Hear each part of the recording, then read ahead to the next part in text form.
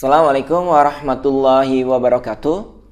Oke teman-teman, di kesempatan kali ini, di video kali ini kita akan belajar bagaimana caranya mencari inverse suatu matrik dengan menggunakan rumus A join. Oke, berarti teman-teman harus memahami terlebih dahulu bagaimana caranya menentukan A join suatu matrik. Itu adalah kuncinya. Oke, bagi teman-teman yang belum memahami adjoin suatu matriks, silahkan pahami video sebelumnya yang berkaitan dengan adjoin matriks. Atau nanti silahkan lihat link di deskripsi video ini. Oke, kita langsung saja ke pembahasannya. Kita awali dari teorema.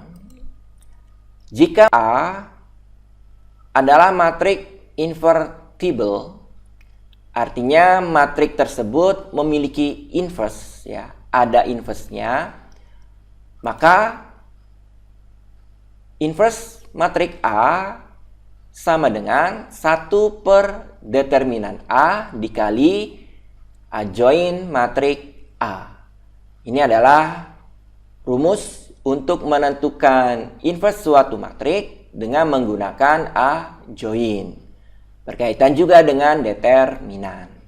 Berarti selain harus memahami bagaimana menentukan A join suatu matrik, teman-teman juga harus dapat menentukan determinan suatu matrik.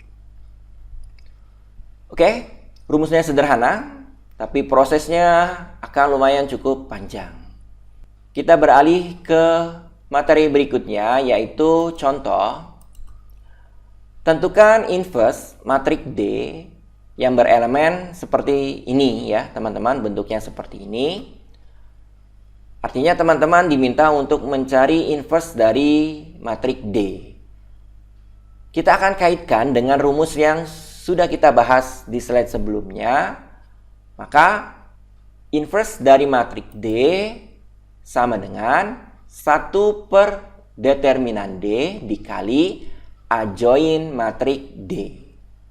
Kalau teman-teman perhatikan rumus ini, kita perlu nilai determinan matrik D dan juga harus mengetahui adjoin matrik D. Oke ya, cukup jelas ya sampai sini teman-teman. Kita akan menghitung determinan matrik D terlebih dahulu. Karena matrik D berurut 3 kali 3, teman-teman dapat menggunakan rumus aturan Sarus atau juga bisa menggunakan ekspansi baris atau kolom. Oke ya, untuk mempersingkat proses penyampaian materi, karena saya yakin teman-teman sudah bisa menghitung determinan suatu matrik. Setelah dihitung, diperoleh determinan matrik D sama dengan 64. Kemudian, setelah kita peroleh nilai determinan, teman-teman harus menentukan adjoin matrik D. Nah, ini adalah adjoin matrik D. Bagi teman-teman yang bingung kenapa muncul seperti ini, silahkan pahami video sebelumnya yang berkaitan dengan adjoin matrik D. Setelah kita peroleh determinan serta adjoin matrik D, kita harus substitusi ke rumus ini. Maka diperoleh inverse matrik D sama dengan 1 per determinan D kali adjoin matrik D. Berarti 1 per determinannya adalah 64. Berarti 1 per 64 kali adjoin matrik D. Matrik ini ya teman-teman. Ya, seperti ini. Tinggal kita sederhanakan. Setiap elemennya dibagi dengan 64, maka diperoleh 12 per 64, kemudian 4 per 64, 12 per 64, dan seterusnya.